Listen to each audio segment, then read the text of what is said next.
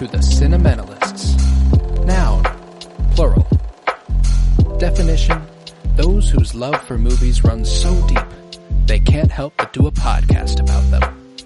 Hosted by Colton Robertson and Joseph George.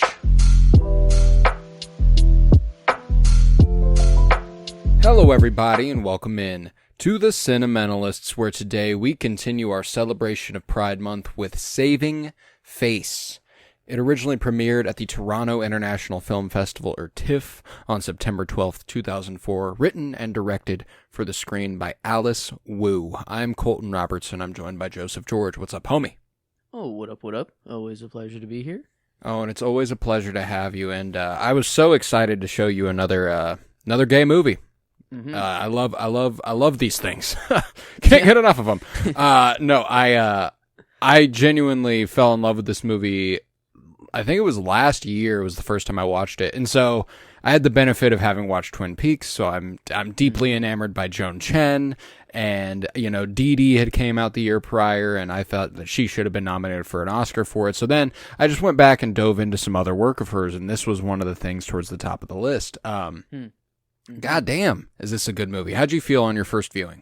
Yeah, this was kind of what more I think I expected with, not that But I'm a Cheerleader was like not what I was expecting last month, but this is kind of more of a run-of-the-mill movie, I guess, if that makes sense. Yes. Or kind of the things I was looking for. And yeah, I think, strangely enough, I said, I think on the rating last week, I said, I need a little bit more in a movie for me to truly kind of resonate with it or to kind of feel more. In this one, it has a lot more of that, like way, way more of that, I think. Like a lot more to say. There's a lot more, very real. There's a lot more going on. Yeah. Yes. But interesting. Like I kind of eat my words a little bit with, I think it made me realize how much more I enjoyed But I'm a Cheerleader, right. Because like this is a really, really good movie. And like I think I do still enjoy it more than But I'm a Cheerleader. But it's like it wasn't. It just kind of surprised me that like I don't think I think I want to backpedal that a little bit. That I don't think a movie needs to quite actually go quite further. That was actually a lot more enjoyable than I once thought. So that was just kind of a But I'm a Cheerleader tangent to clear up from last week. That's okay. I mean, that is the only movie we have for reference so far this month, as we've celebrated Pride Month so far. So yeah, I can't blame you for going to that one-to-one comparison there. You're right about this being much more down the middle, is how I'd describe it. I do think that the sort of stereotypical formatting of the delayed gratification of a romance film where it's like, oh, they meet, they fall in love, there's obvious issues that are going to tear them apart. Now, the thing that this movie does that a lot of movies that feature gay couples do not, is it has a happy ending. A lot of movies with queer couples do not work out. I started this movie last night with Emily, and she goes, is this going to be a sad one? Like that was kind of because notoriously films specifically about lesbians end up tragic in some capacity. It's either, and you don't really know what kind of movie you're getting into. You don't necessarily like whenever the ending does come about and it is happy and it's like, oh yeah, here we are. Everything worked out. You're kind of like, oh, okay, fuck yeah. Like it wouldn't have been super surprising for it to have taken a dark turn where some sort of tragedy befalls them and they either can't be together or they refuse to be together or something along those lines. And so I appreciate that it doesn't kill their gays, thinking back to one of the most recent debacles in a show with no problems I have otherwise, basically, like Andor.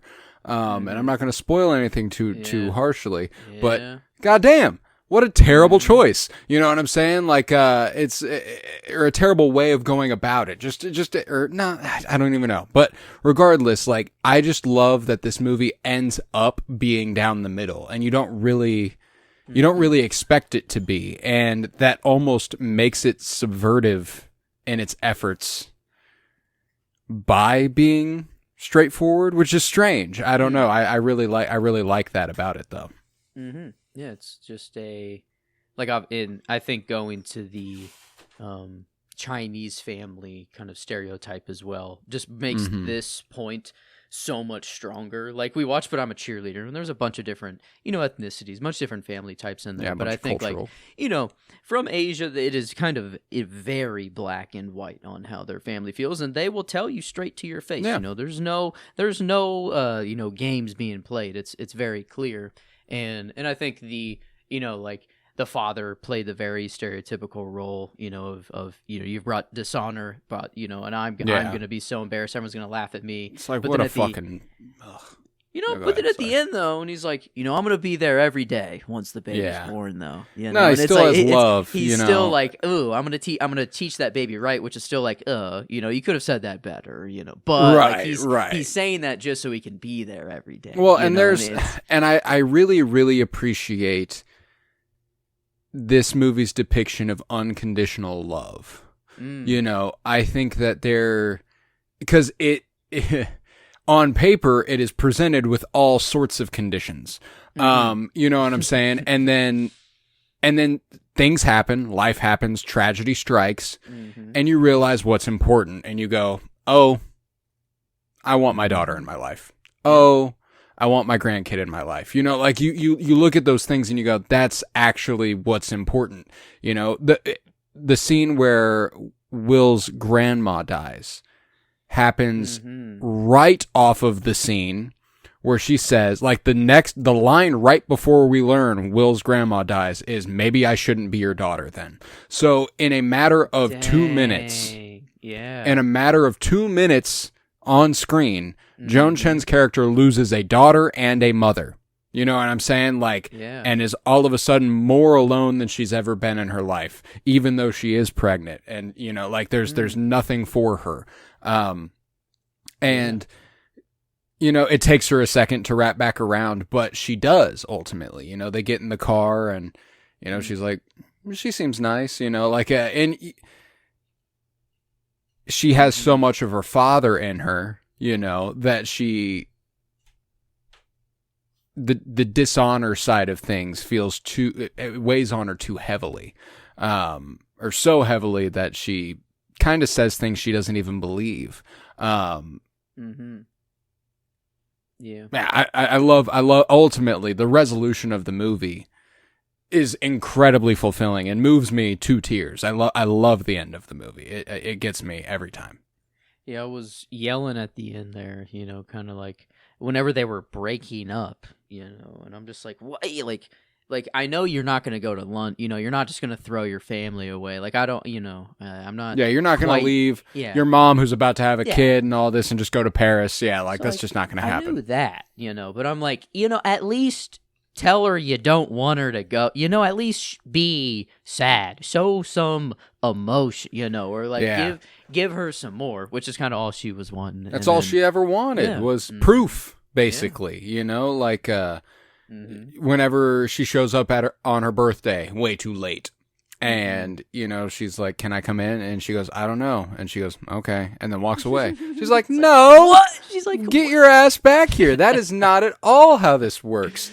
And I love that Lynn is the actress. Vivian is the character. Has a chance to teach her, kind of the way to be in a relationship. And I love the amount of like crossover and kind of subliminal messaging where Vivian has a lot in common with Will's mom, and Will has a lot in common with Vivian's dad, which I think is so funny. Like they are basically falling in love with their parents. Okay, yeah. Which is a funny dynamic, like at the end they show Joan Chen's character bonding with Vivian, and they've got similar tastes and they've got similar ideas, and I love that both their moms set it up, which I think is a lot of fun. I love that. And it goes a long way to redeem Joan Chen's character there at the end. Whenever because it's not that she strictly needs redemption, because humans have a lot of facets and there's all sorts of stuff that, but that shows that she's an active participant in trying to help her daughter find her way back to the woman she loves, instead of just being like, I accept that you're gay. Being like, you're gay and let me help. Let me help make this happen for you because you are not doing it good enough on your own. Yeah, I was trying to think of another. I guess I don't have too many romance movies under my belt, but a kind of a queer romance movie. I feel like the parents are involved, but only in the way to show how it's tearing up the family or how it's typically it's very negative. Mm-hmm. But this kind of having two love stories go side by side together, where you don't even know who the other love is. I think which is really funny. I thought. Like I had the thought that it was like the old guy kind of I'm like, what if it's that old fucker? I don't know why. I'm that like, old who's the father? Guy. Like who's the father? And then like, the daughter reads the note. She thinks, oh my God, the age difference. And I'm like, yes. I'm like, no way. And then so I get duped. I'm on to them. Yeah, and then so I got full. I'm like, wait, what? So I didn't actually see the young guy coming. No, and there's actually so much great little foreshadowing, like little stuff where, whenever he sees her on the tracks, and he like gives her medicine for her mom, and she's like, I just want to make sure she's okay. Like, here you go. Say hi to your mom for me. Da, da, da, da. Yeah, like he is repeatedly there. They even cross paths, Joan Chen's character and him at one point, and he tells him, say hi to your father for me. Da, da, da, my God. There's a couple little moments. The mom's not trying to set her up with it. It's like set her daughter up. She's just trying to get her daughter to feel more familiar and comfortable with her. Yeah. Oh my God, that's insane. Yes. It's like, oh, what? You're waiting on me now? Like, oh, yep. Have to make sure you get on the train or whatever. And it's like, okay. Now wow, that's making sense. I guess I didn't think of that until now. There's just a lot of it's very fruitful on rewatch for that reason, and I think this was only my second viewing of the film. Like it wasn't. I'm not super overly familiar with this movie to the point that I remembered it having a happy ending. But we get towards the end of the movie, and I kind of, whenever she like runs out of the ceremony, and doesn't say anything to anybody, I was like, for some reason in my head, I was like, I thought she like ran away with him. What's going on? Like what? Wait, does this movie not end as happy as I remember? Like she gets on the plane and she leaves, and I'm like, wait a minute, what?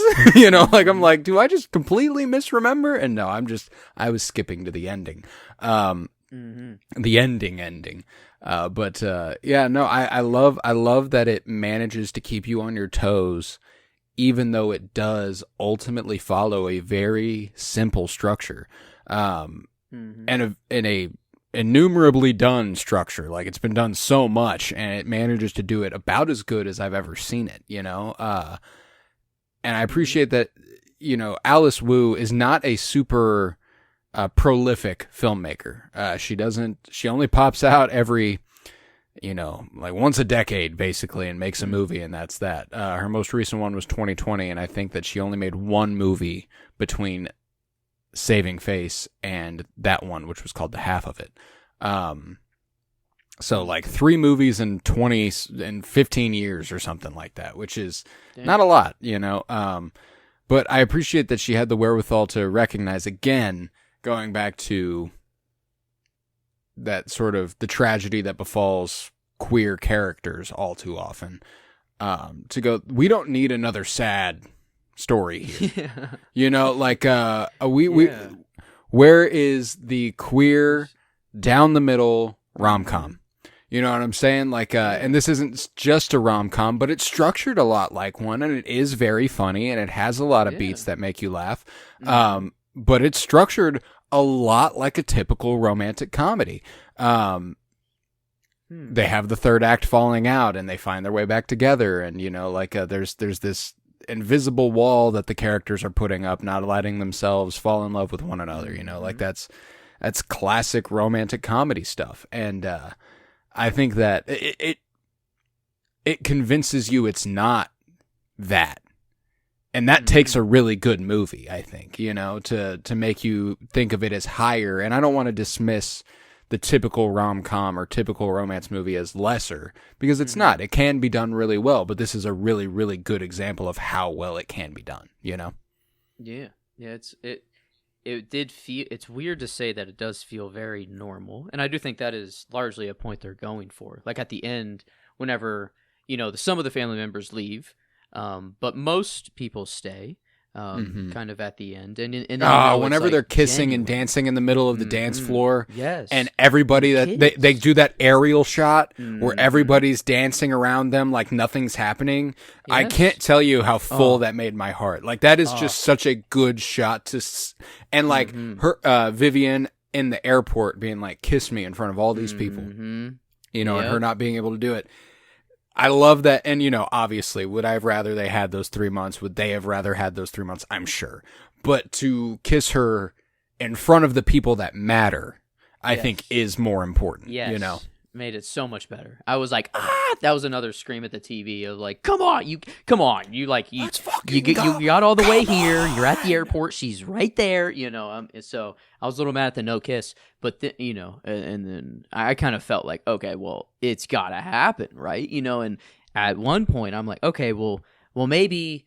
All this was between Vivian and her was just a way that her and her mother can come to terms that she was gay, and that like, okay, I'm not going to set you up with guys anymore, that this is like our life now. We're going to continue on. I thought, her and Vivian, I thought she was truly, going to go off to Paris 4 years, find someone else, whatever, and just they'll be happy. It's La La Land, maybe, Yeah, definitely. That's situation. Especially if you watch La La Land before you watch this. That's exactly where your head is. Like that, it precisely where my head was. I am traumatized by La La Land. Any romantic movie whatsoever, I am going to believe that it will not work out. It's not going to end up good. Yeah, so a little maybe downer of me a little bit, but I guess that's at least where my mind was going whenever she did take off, and I'm like, oh, okay, maybe it is just a way for her and her mother to get closer. But then whenever she sees her across the dance floor and it's nothing else matters, it's like, it's these cliches, but I'm like, yeah, this is what I live for in a movie moment. This is what I want. And then that aerial shot when the kids like run through and like you hear, it's kind of like, I don't know if it's slow-mo, but kind of like it's the sound is definitely like, they're overplaying kind of. You're hearing everything at once, but I don't know, different layers. And like the kids' laughter, I feel like was layered a little differently, so you heard it a little more. And I think it was just kind of like a, like this is the next generation. Obviously the old people left that couldn't handle it, whatever. That way's dying, and they say the world's getting worse, blah, blah, blah. It's getting worse every year. But then you see that last shot, and you're like, no, like this is how can more love be worse? Yeah. Like that's just fundamentally, I love it for that reason, man. And I whenever that ending does come around and even Grandpa is there going, well, I'm going to be around every day for that baby because who knows what'll happen if I let you two raise it, but like that is him going, I want to be here. I want to be around you. And they're at a party with tons of people in their family, like that's not just a private event. That's just a few of them, And I love that. It's just it's sweet that this movie depicts a very real aspect of how difficult it can be for some people to accept sexuality in that manner. But taking it a step further and going, but here's what it looks like on the other side. Once you do just go, can't do anything about it. That's just the way it is, like whenever she does officially come out to her mom and go, I love you and I'm gay. And Joan Chen's character says, how can you say those two things back to back? How could you tell me you love me and throw that in my face? I am not a bad mother. You are not gay. There's just such an obvious argument to that sentiment. But if somebody has that sentiment, there is no argument that's going to sway them. You know what I'm saying? Like it does unfortunately take something as massive as your fucking mom dying. It takes something that makes you realize what's important to go, oh yeah. This is my daughter we're talking about. I should accept her unabashedly. I should accept her for who she is. Da da da da. Yeah, And I think that answer that she's saying, you know, like, how can you say those two things back to back? That she's uttering her parents' words there, I think, you know. Like, Oh, very specifically. Maybe 50-50. You know, maybe not quite 50, but, like, you know, she's the in-between generation where I don't think she was ever truly gay, you know, or, like, I don't think that's the battle she was struggling with, you know. I don't know. Maybe. Because there was that moment at the movie shop, you know, and then I don't know, like, was it just like, ooh, I've never been allowed to watch these movies? I think it's just the taboo sort of aspect of it, you know, like and again, like even if you're not exploring your sexuality with like the same sex, it opening yourself up to the exploration of sexuality, be it pornography or you know otherwise. I think that those are important steps in the right direction for her. Ironically, she's never had that freedom. She's never felt like she can, and so she feels like if there's a time, it's now. You know, and she even says that much. You know, whenever she was like, "Why didn't you just be with him?" You know, what was the? Sure, they would have talked, but why? She was like, "Well, I've never been single before." Yeah, she's like, "I've never been single before. I might as well see what's out there." You know, I really appreciated that aspect of it, and. You going back to like how it was like 50-50, it was her parents talking, but also her, and you know, it takes her dad kind of looking at her and going, "You cannot be with him." Mm-hmm. You know, like that is, I won't let that happen for her to be like, "Oh, that's stupid as fuck." You know, like, "Oh, that's what I sound like." Damn, you know, like, and sometimes you need to be put in perspective like that. And I really appreciated that. Like the like party that we saw at the beginning, or kind of like, I don't know what the gathering necessarily was for. Just the kind of dance they had. Like it was family and then like some friends, but like you could just tell community. Yeah, they had their very still closed circle though. That like these are the only people they saw. They're all the same. Yeah. They all have the same somebody values. In our circle? Yeah, and like so. There's differences between them, but most, I don't know, they all kind of have the same like hive mind of sorts. They don't have any kind of external factors, it seems, and then this, you know, the mere, oh my god, you know, an age gap where it's older or younger, it's bad. Oh, you're pregnant without being married, that's automatically bad. You're gay, that's even worse. You know, we don't even speak of that. So it's like, I mean, there's all of these kind of pressures immediately, but then that dance at the end, it's largely the same people, but it feels entirely different. Like, I mean, it's like there is just a like every interaction is not, I don't know, for saving face. Like I think, you know, it is for just they're there because they want to be there, and it felt a lot more genuine at the end. And I think that's all the barriers were down. You know, like at the wedding, it seems like everyone's crashing out, and then it's like, you know, you want the divorce me right now, and it's like, no, I love you too, you fucking idiot, pig. I love you, dog fart, I love you. Like, so it's like, oh, I don't. It was a train wreck of sorts, but kind of like a necessary one just to get the family to loosen up a little bit. It felt like so. Yeah, like we've done so much to try to maintain, save face again, maintain our reputation that we've forgotten who we actually are. Like, or you know, or maybe we don't forget who we actually are, but we certainly don't show it to people. And at what point does that face become yours? You know. Yeah. So whenever it comes to this aspect of like Chinese culture, and I mean every aspect of Chinese culture, I only gather it from movies. I'm not well studied. I'm obvious. I mean, you're listening in audio format. I'm not Chinese.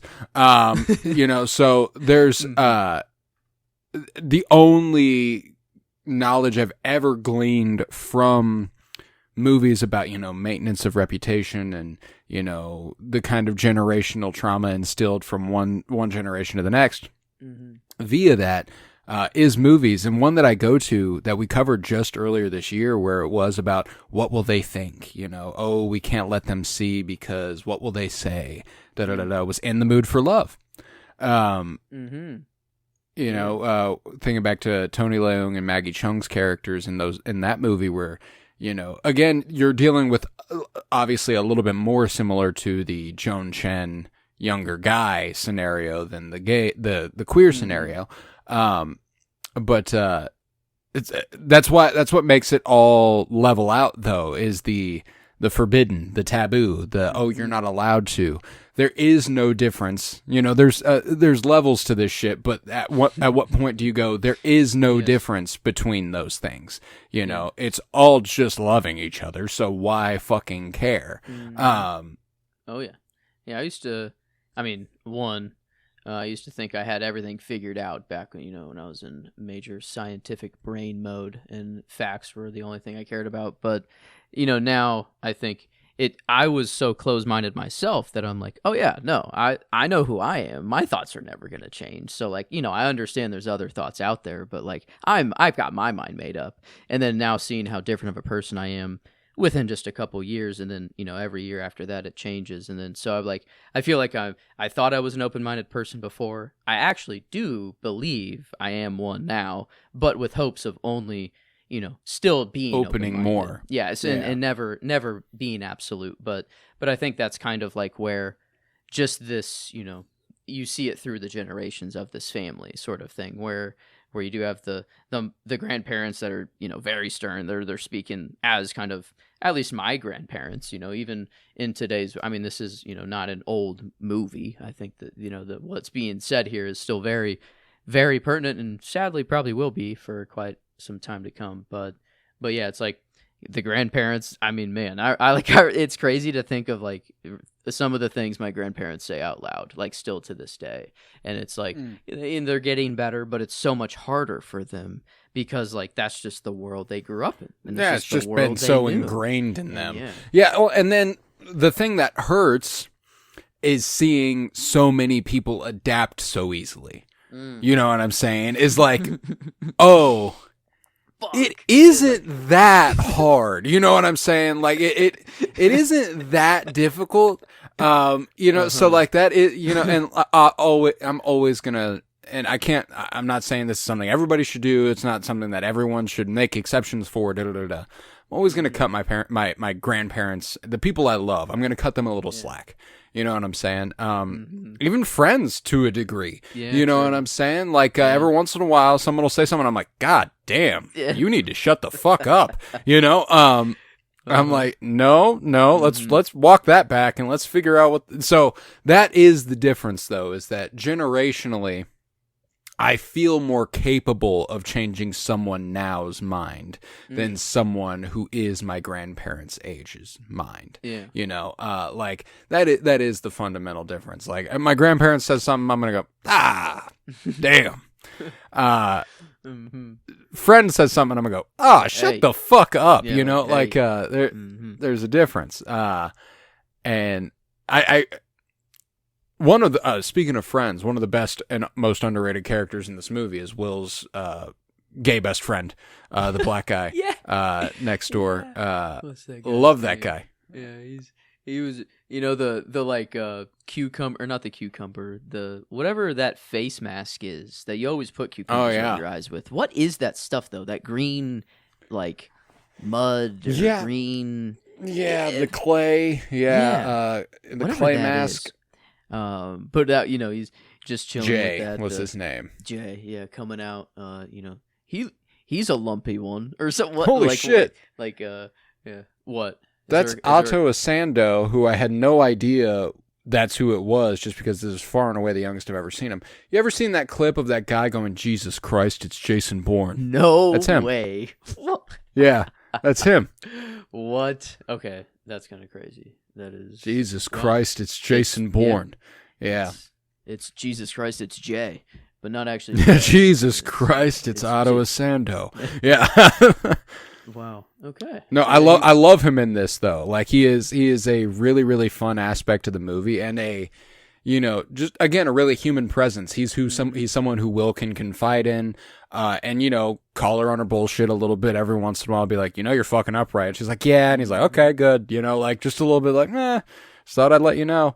Whenever Joan Chen's character is talking shit at the dinner table, and about the soy sauce, and he's like, we should keep her. It's so funny, man. I love that character and his presence. Another character that I really like is Randy. That's the hospital associate of Will's, who's just kind of, an older character who, I mean, I'm just going off of my previous understanding of the actress Jessica Hecht. She plays Susan in Friends, who is also gay. Carol's gay lover, Ross's ex-wife's gay wife. That. So I'm like, I wonder if, like, text to text, the connection I'm making is that she is an older lesbian, like, and therefore she is living the life that Will is going to live, kind of. The interaction between Vivian's mom and dad at the end of the movie where, she just started doing this dancing thing, and he's like, thank God she's marrying a doctor, like, they're getting married. That's so cute. Just little lines like that. That makes me so happy. I love this movie. Mm-hmm. And yeah, like Vivian's dad, whenever she pulls Will into his office and is like, all right, all right, well, I get what's going on here. Off the looks they just gave each other, he's like, oh, really? He's like, okay, well, you're the reason. Like, well, obviously I'm very smart, obviously I know stuff. And you guys, she shows up, you guys look at each other, that's enough for me. Okay. I know for a fact what's happening. Well, and not to mention that Vivian is much more open, I take it, about her sexuality.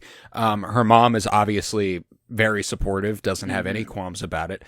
Maybe her dad, I don't take it that her dad does either, but she's obviously not like, hey, I'm fucking one of the doctors at your office, so like there is a line there. But the second they lock eyes, he's like, oh, duh. And then he makes like that vague threat, but it's not really a threat, it's just enough. He's like, so you're the reason. Just want to make it clear that you're the reason. Yeah, he does ask that first. So it was out of a good place first, like, do you love her? And then she didn't even answer. And before he was like, okay, well, if she doesn't go to London, she's not going to find her true self, or like see what her full talents are. And right. So it's like, okay. It's like, yeah, he was at least cool with her being, I think he's okay with it. Maybe. No, yeah, I don't think he has beef with the queerness of it all, no. Yeah, but I think he has beef with the idea that she needs to be sure that she's somebody Vivian can commit to comfortably if it's something that's going to keep her from reaching her full potential in that world, in that space, as a ballerina. Super disappointed that we don't really get to see her dance. Yeah. I love whenever movies do that. Tick Tick Boom is one I go to, where Alexandra Shipp is a dancer, and she's got great aspirations, but she doesn't do it for the money. She just loves it, and and we get to see her do it. I would have loved to have seen Vivian dance. That's maybe one of the only qualms I actually have with the movie. That's when the 3 month later title card was on. I'm like, we're in London. I thought we were there. We were gonna watch her dance, or something like that, and then we'd be back. That's okay. Yeah. I thought we'd go to London, or I thought there'd be, because I'm like, okay, I had my cope with Vivian, like, okay, it's just so that her and her mom can get closer, so like maybe her and Vivian are truly done. But I'm like, no, I'm still wanting it. I still need it at the end. But yeah, that would have been nice. We did get a cheer moment. I guess last week. We got the we did stopping the whole show for the cheer. 1, 2, 3, 4. You're the one that I adore. 5, 6, 7, 8. Don't give this up, because this is fate. It's so cute. Oh, it's so corny. I love it. Such different movies, completely. Well, and that's what I love about doing this every June. I know that we've only done it one June so far, but going back to the first. Yeah. The opening month that we did the podcast in the first place was June, and we covered Love Lies Bleeding as a part of it on the anniversary of the Stonewall riots. And looking at the slate of queer films that we have discussed, Love Lies Bleeding, Queer, I Saw the TV Glow, Moonlight, The Handmaiden, what was the other one that we... Portrait of a Lady on Fire. That's, how could I forget? But I'm a Cheerleader, Saving Face. The idea that so many movies that are in this romantic vein and are queer, you would expect, how can we do this fresh so many times? And the fact that all of them are so different and so able to sustain themselves and be completely individual. God, I love that. And that's not going to stop over these next 2 weeks either with The Watermelon Woman and Tu Wong Fu. Those are deeply singular. And I adore them. I adore them.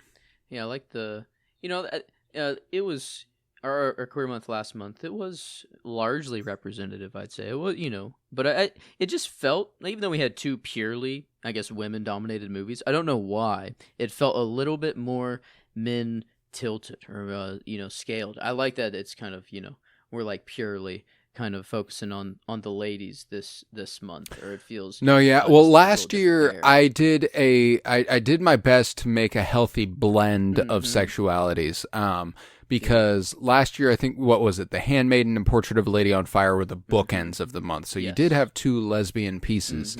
I Saw the TV Glow was a trans piece, and Moonlight and Queer were MLM films. So this year the line is that going into last year, a lot of the queer film I really loved was about lesbians. And I didn't want to be like, every queer film I like is about gay ladies. You know what I'm saying? I like watching women kiss. No, that's not what I want. That's not the idea I want to get across, which is why the last film of this month is not about lesbians either, even though we are spotlighting women filmmakers. I wanted a movie that was queer and directed by a woman that had men in it. I thought that's a really, really delicate balance that doesn't happen a lot. That was really hard to find. And I love Tu Wong Fu, so it was easy to go with that. But that's not a combination that happens a lot. Because you write what you know, you direct what you know, and there's not a lot of queer women or even straight or women in general writing about gay men. That's not going to happen a lot. So I really, really, I wanted to seize that opportunity to kind of share the wealth a little bit. Yeah. And I think this was you who said this to me. I don't know in what context, but that kind of a forbidden love of any sort, but kind of more in the queer vein, that it's revolutionary. The mere fact of, queerness or kind of going against the trend. It has this revolutionary spirit to it. Mm-hmm. And I think I'm of the mind that being a woman is more revolutionary than being a man. It absolutely is. I'm of the mind, if queens are on the throne the entire time throughout history, and we just had our fun playing with our swords out in the battlefield, but actually I think that's actually what happened in history too. I largely we believe all the kings were doing all this shit, but after seeing Napoleon and how that iconic phrase, behind every powerful man, that's 100%. There's some truth in that. The queens were running the shit the whole time. It's like a Bene Gesserit situation. They know they have it on lock, but they're not going to take the limelight on purpose, so that they can still have it on lock forever. And I still, I think it's a beautiful thing. And I guess back to the revolutionary spirit. It's queerness is already revolutionary. I think being a woman is also more revolutionary. It's just the best of both worlds here. It's such a good, it makes my heart feel so good. And that's my open-mindedness. I used to, if I heard someone that had the opposing view of mine, I'd be like, okay, well, I'm going to tune you out and then counter with my point. I'm not going to really listen to you. I'm just going to tell you what I believe next. But now it's I see beauty in all the differences that we have. If varying perspectives are lovely. I can't.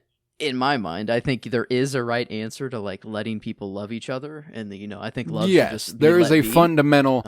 There is a fundamental freedom being denied if you think otherwise. Yeah. I agree with that. So, but there is someone or many people in the world that truly believe against that. That do think that there are lines in the sand that are there, and I'm very, very young compared to most of these people. Maybe there's something that happens in my life that makes me I don't think so, but then again, I can't say for sure, but man, there's got to be some things that are it seem to be like absolutes, but then I don't know. There's 50% of the population that thinks the other way, and I think that's kind of like I think that comes down to this idea that human rights are debatable.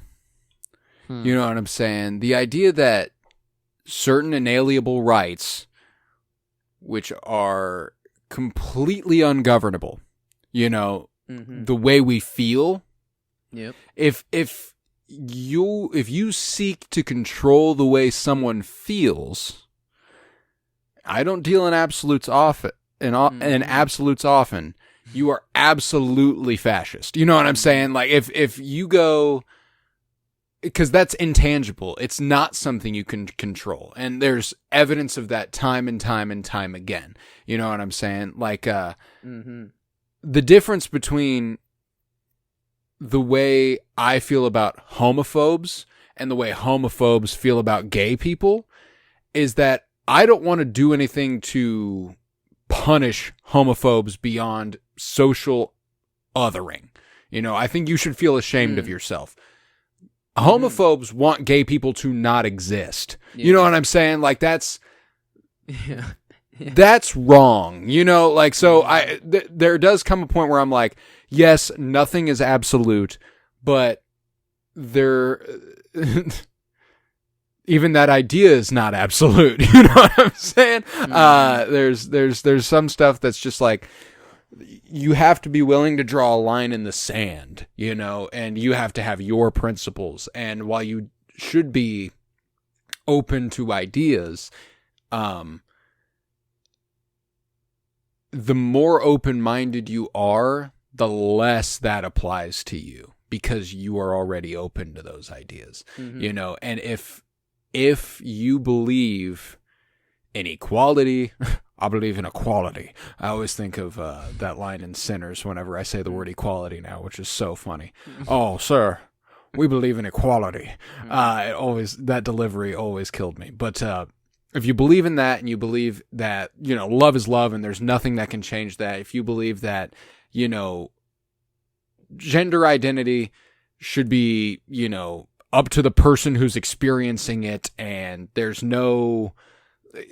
If somebody tells me, because again, this is not something I've experienced, I personally have never felt like a woman. I don't believe I'm a woman. There's no aspect of myself that believes I'm a woman. I don't believe that I'm non-binary. But if somebody comes up to me who has been a male friend of mine my entire life and goes, I've been evaluating it, and I realized recently that I am a woman. Go off, queen. You know what I'm saying? Like, yeah. Who the fuck am I to tell you, nah, that can't be true? Like, that's just... yeah. Either that can't be true, or you are mentally ill. That's such a vile response to that. That is such a vile response to that. And they love to use it as a means to act like they're empathetic. Like, oh, I just want to help you. No. You do not want to help them. You want to hurt them. The process. Admit that you're wrong. Admit that you are not normal. Immediately alienating someone, for feeling a certain way. I can. Which I know I'm obviously translating a lot of this to the modern othering of trans people, which is, 20 years ago, that wasn't even close to being on the horizon. Even though trans people have existed for a very long time, yes, they weren't the hot topic of discussion until the last 5, 6, 7 years. That pattern, like the Greeks, like I don't know, this is not a new thing whatsoever. I wonder if it's truly just the medical capabilities we have now. If that's like what's re-sparked this, or if it's just the state of our country. I don't know. We just want to fight over anything. But like I wonder why it is like such a it feels like people do think it is a new issue, or a very, very it's only this last, in our lifetime that this has been a thing. But it's just moronic. And that's just not allowing yourself to be open to understanding, and the fundamentally, the language that I cannot agree with is the idea that people think it's being forced onto them. Because yeah, drinking I water, know turning the frogs gay. I did drink water, and that is how I became gay. Look at me. Look at me. Sorry. I did. I drank fluoride, and now look at me. I want to suck cock. No, so the thing that's crazy to me is, and this is nothing new. There's nothing new about what I'm saying. Anybody with a decent moral compass has already thought this. If it doesn't affect you, why the fuck do you care? Mm-hmm. You know what I'm saying? Oh, it affects the children. It affects the future. Fuck yourself. No, it doesn't. There have been trans people forever, and now they are only comfortable, even slightly comfortable, coming out because they have the slightest bit of support. You know what I'm saying? Like, there is a glimmer of hope that they will be accepted, where that door shut very fast. There was a incredible clip I saw that was it was Alan Cumming and somebody else, and they were talking about how dangerous it is to be queer now.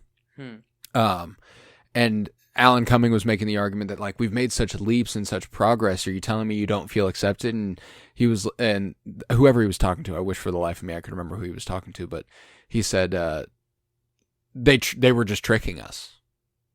They lulled us out into the open, and now here they go. And I don't believe that. I think that there might be some truth to that in the Republican conservative idea of it, where there was such a open acceptance to it that now there is this really, really loud contingent that is just overwhelmingly hateful. And I don't believe that most people are like that. I don't. I think that most people, to be honest, either A, are perfectly fine with it, or B, don't care at all. Mm-hmm. You know what I'm saying? I think that the amount of people who B, don't care at all is like 60 to 70% of people, and I have no statistic to back that up. I'm just like, the amount of people I know who don't give a flying fuck. It's most of the people I know. You know what I'm saying? Like, it's not like, oh, yeah, gay people, woo, and that's a few of them, I know like, I try my best not to know anybody who's like anti-gay people. But most people are like, I don't really care what your pronouns are. I don't give a fuck, like, and it's not that you shouldn't care. I'm not saying that that's the case, but I'd rather you not care than be against it. You know what I'm saying? Because why the fuck does it affect you? And like, to play devil's advocate, like, to say that you can't have the opposing view feels dangerous, because then are you ostracizing the people that do feel that way? And it's like, in my head, the only right answer to that is, like, you have a religious view that religion purely states in black and white that man and woman shouldn't be together. And, like, if that is truly your belief, then good on. I'm not gonna change your mind because I don't know, that's a faith thing. But, like, even to those religious people, if I just ask them, like, in your heart, don't. I know to say don't care of your God is like blasphemy and whatever, but, like, just in your heart, would you tell someone not to love another? Just no pronouns, no anything, like, what gives you the right to tell someone not to love another? And, like, I think that answer is different than just kind of the faith accepted answer. And, like, because, like,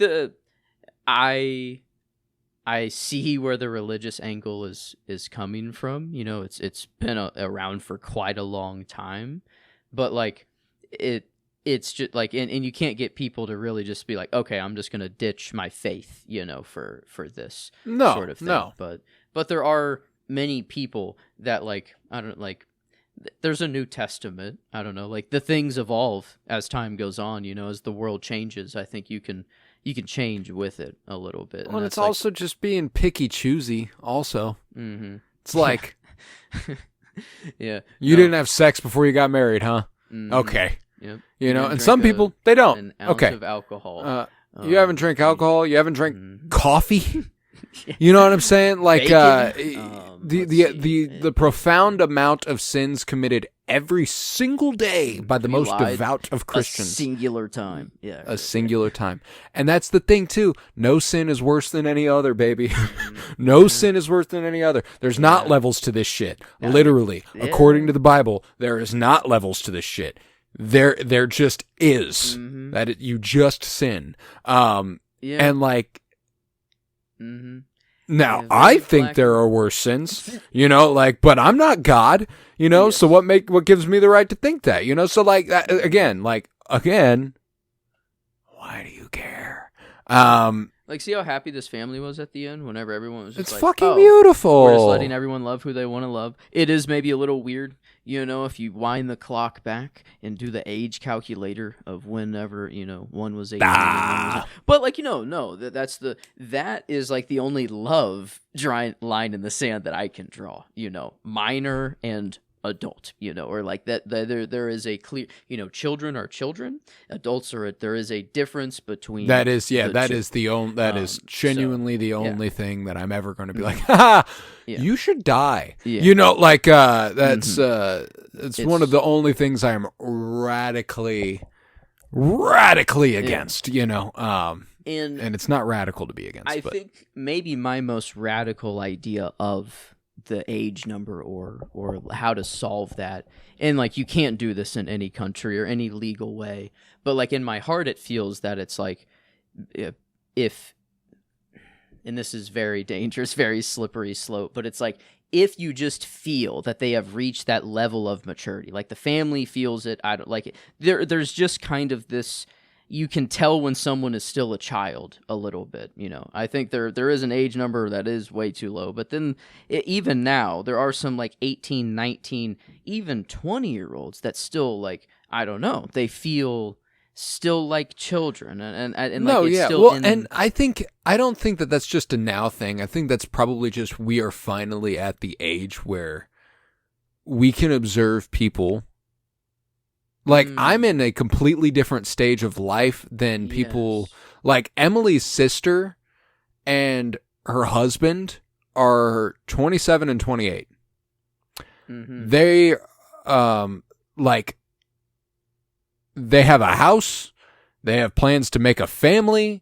You know, like, that is a year or two away from me, and I am not there. You know what I'm saying? Like, just the idea that... And does that make me a child? No. But... it makes me a hell of a lot younger in heart and mind than them. You know what I'm saying? Like, I'm not there. I'm not ready for that sort of responsibility. And I shouldn't be trusted with that sort of responsibility. Now, don't get me wrong. If I was thrust into that situation, I'm sure I'd do just fine. I'd do everything I could. I'd grow up real fucking fast. But because I don't have to, I won't. You see? And that's, I think that we're at the age now where we can observe, oh, that 22-year-old is a fucking child. Yeah. You know? Yes. And usually it's dudes. Usually 22-year-old men are kids. Just the way of it. You know, like, I even think back to when I was younger. My parents had me so young. You know, like, my parents had me, my mom was 20, my dad was 22. Even by the time I can have conscious thought, where my dad was, like, roughly my age, maybe a little older, I am, no disrespect to my father, miles ahead of him maturity-wise at this age than he was. And he's even told me that. He's like, you are just so much more intelligent. You're more mature. You just generally carry yourself like an adult more than I did. And I had you, and I had Q. And like, I was like, damn, Dad. Wow.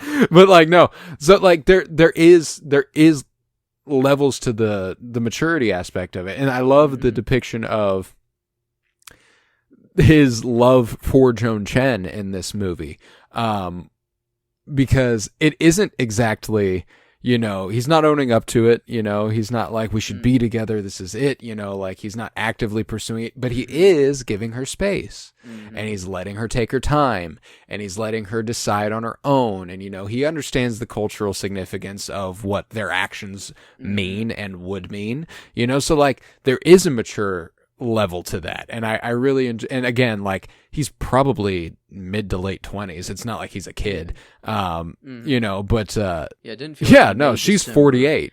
Situation going on here. This was it's good. There was nothing, like, everything, it was socially wrong, maybe for their family, but it never for felt them, but it's above board, humanly wrong. It's legal.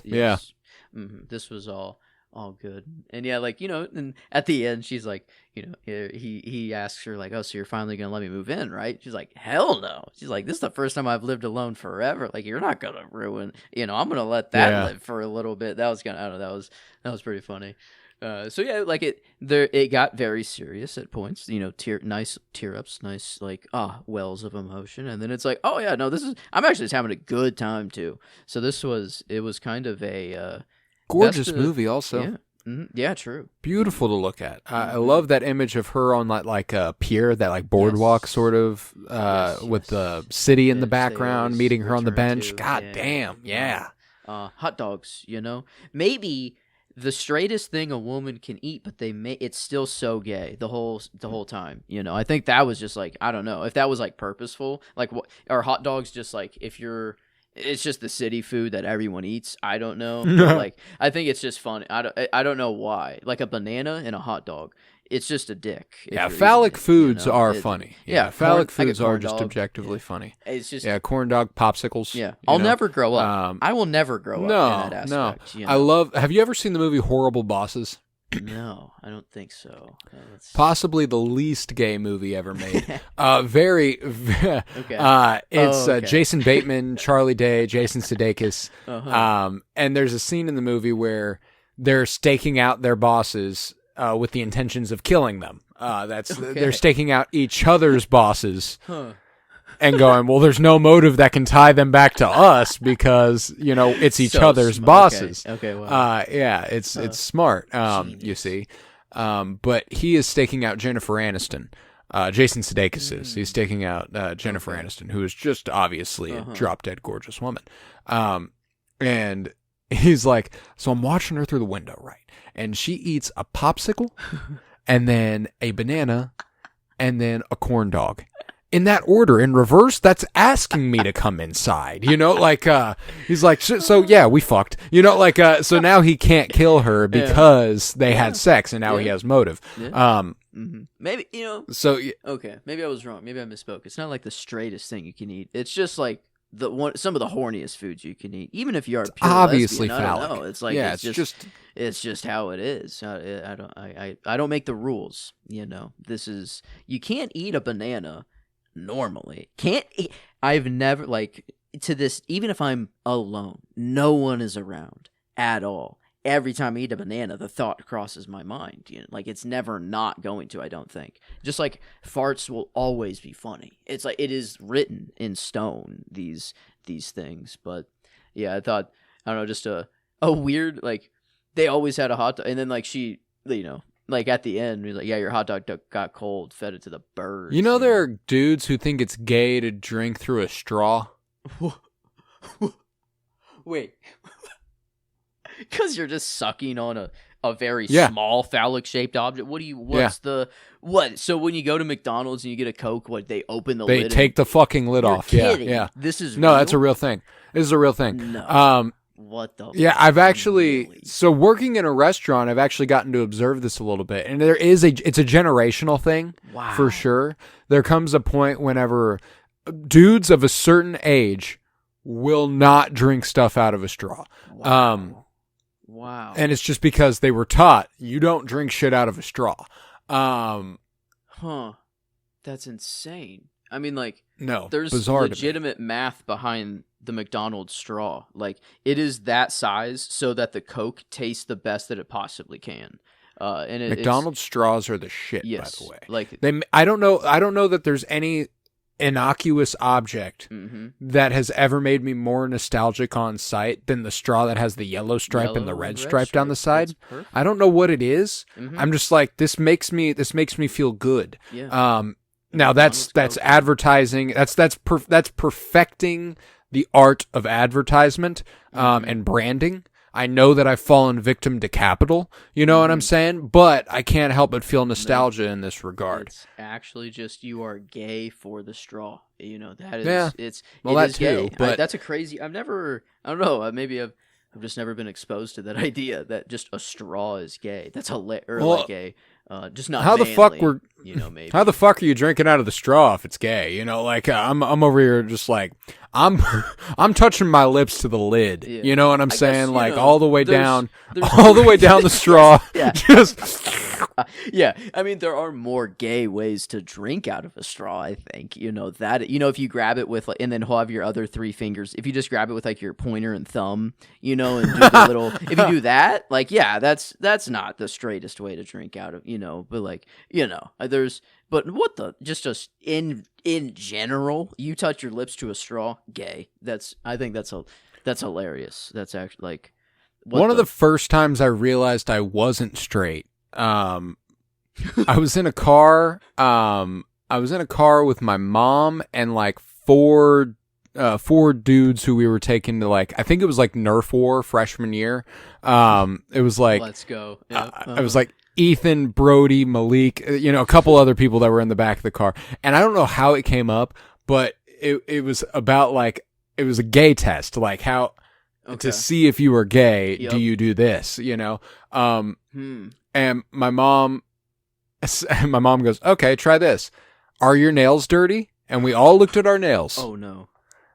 We all looked at our nails, and if you make like the fist and you look at them like that, like where you put your fingers to your palm. Oh, okay. You put your fingers to your palm and you look at them like that, you're straight. You're not gay. But if you hold your hand straight out and straight up and look at the back of your hand, that makes you gay. And that was my instinct. Everyone else put their fucking fingers to their palm. And I went, nah. Forget about it. Now I'm not saying that that's a foolproof method. Foolproof method. But none of those other guys have come out in any capacity as queer. And I am. You know what I'm saying? I did hit the back of the hand. You didn't even. I thought it was, if they're clean, you're gay. If they're dirty, you're straight. I thought that's where you were going. But as I was, that's also true. I think. Yeah, if you just why what the fuck? Why is it gay to just have good hygiene? What is the it's feminine. You see, it's feminine to be clean. I hate this. I think it might just be my OCD germophobia brain a little bit, but it's like, to be clean. No, Joe, it's because you're gay. Yeah. Joe, it's because you're queer. All right, whatever. Sorry, I like to have my hands, the things you use the most throughout the day. I like them to be clean, generally. And whenever you touch your face, which you do a lot, I like my hands to be clean. I don't know. It's just maybe a crazy thought, but no, I definitely hit the backwards nail look. Is it not more gay to do the palm? I feel like the kind of closing. I don't think either one. I think it also depends on like the orientation in which you do it. That's true. Like if your pinky is the furthest down on your palm and your finger, your like pointer finger is like on your thumb, that's a little gay. You know what I'm saying? Like that's a little gay. But so like that was. So like genuinely, I remember she told me that, and I like immediately switched to that, and that's how I did it. Was like that's a good test right there. That's I don't know, one that really doesn't mean anything, but I don't know. It's a good initial. I think my gay it's very funny. At the very least, my mom made me laugh, and I've never forgotten it. So like that's very funny. But yeah, man.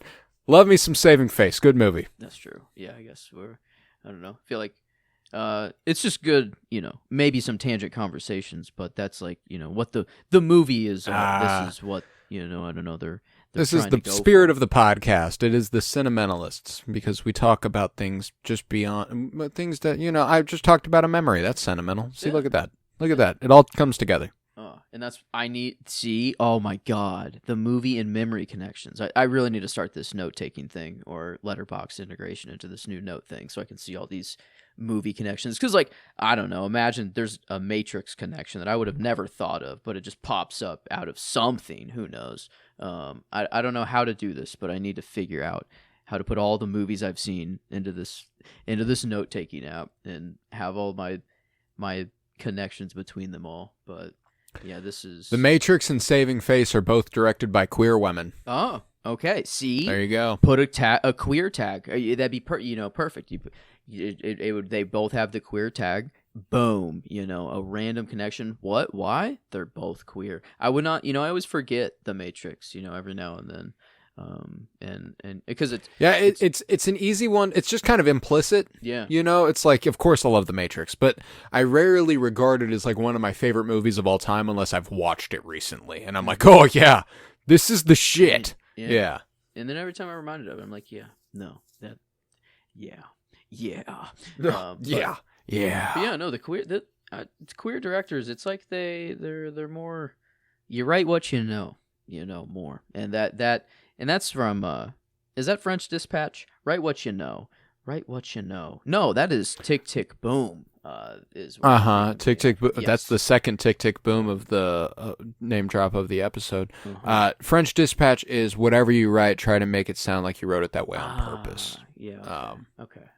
Something was ringing a bell, but not the Tick, Tick, Boom is definitely where that one was coming from. But yeah, it is true. I mean, you can just feel it a little bit. Like it's like a queer stories just kind of shine through in all ways, like a little, like through the camera. I know I'm watching a movie, but then it's like it gets me to go outside of the movie and think of, I don't know, everyone involved. And like, if you're even working on this movie in the first place, you got to be, I don't think anyone working on this is like, oh, I hate the gays and, I'm just doing this for the check. I really, I don't think so. So yeah, no, there's an inherent solidarity with depicting queer people in a loving capacity. Mm-hmm. Obviously, there are very homophobic depictions of gay people as well, True. but True. And yeah, that gives a whole different feeling to watch the movie. Everyone who signed up for that, knowing what it was. Yeah, that's I guess I watch too many homophobic movies. Well, you didn't and you didn't watch a lot of movies where the point was to be homophobic, which God forbid anybody ever watches a movie like that. Yeah. But a lot of comedies when we were younger are implicitly homophobic. That's kind of true. Yeah. It was just kind of a trait that a lot of movies had when we were younger because it was just ingrained in comedy a little bit, was that it was funny to laugh at gay people because they were gay. It was a punchline. It's just it's like straight people are too easy. Or like you can't really make good jokes. It's like gay people are so expressive and so unique that you can make jokes about them because they have a life and personality to them.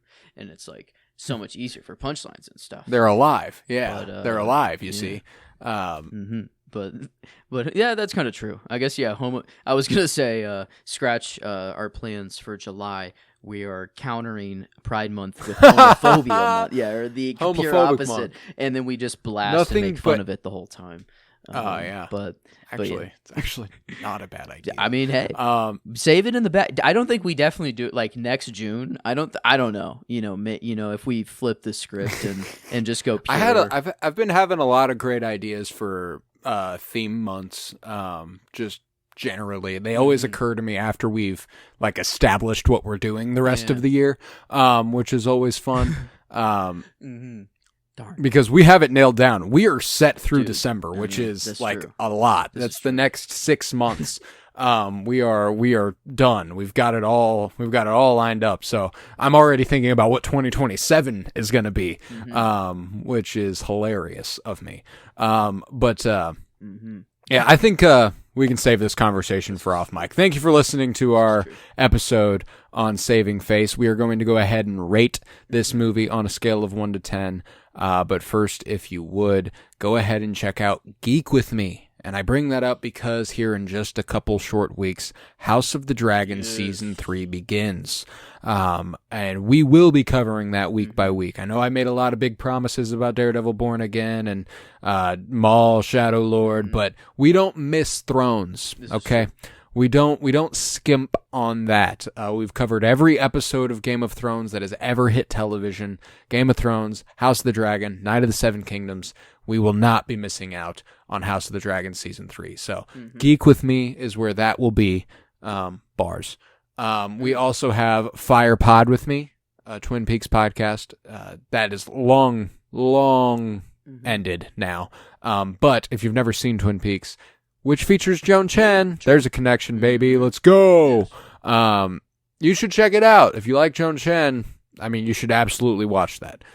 It is perfect. Speaking of something that has not, some aspects of something that has not aged well, you know, the whole she dresses up in a Asian face at one point. Not Joan Chen, somebody else. I won't give away who, but somebody does. Yeah. But something that has aged evil, well, you know, something that has aged well, a trans woman shows up. This is Dale true. knows her and is like, your name is this now. Okay, cool. You know, and that's it. She's just her now. You love that. So yeah, Twin Peaks, great. It's also super gay, by the way. Dale Cooper wants to fuck Harry Truman. I know it. Everyone. But he's a pure lover. You know, he's a dreamer and a lover. He's I'll fuck anything that moves. Yeah. Another Lynch connection there. Blue Velvet, baby. Yeah, so that's what we've got going on otherwise. Next week, we'll be back with The Watermelon Woman. The week after that, Tu Wong Fu. Thanks for everything, Julie Newmar. And then July is right around the corner, and we've got some fun stuff planned there, but stick around to find out what it is. On a scale of 1 to 10, how are you feeling about Saving Face? Let's see. I gave last week an 8, and I think I would, you know, I guess I have the power to. I'm going to retroactively agree with you and give it the bump. I don't know why I was so harsh on it. I remember it much more fondly. I'm going to just agree with you at an 8.5, and then I'm going to say that I enjoyed this one a wee bit more there. So I think it's either the 8.75 or 9, I think is kind of where I'm landing a little bit right now. I think I'm going to go the 9, though. I think I was. That's nice. Yeah. I'm going to go there. I'm right about there, too. It was 8.75 or 9 range, but I'm a cheerleader. Being an 8.5 kind of automatically locks it into that. I think it's aged incredibly gracefully. I think that it is still as pertinent now as it was then, 20 years ago.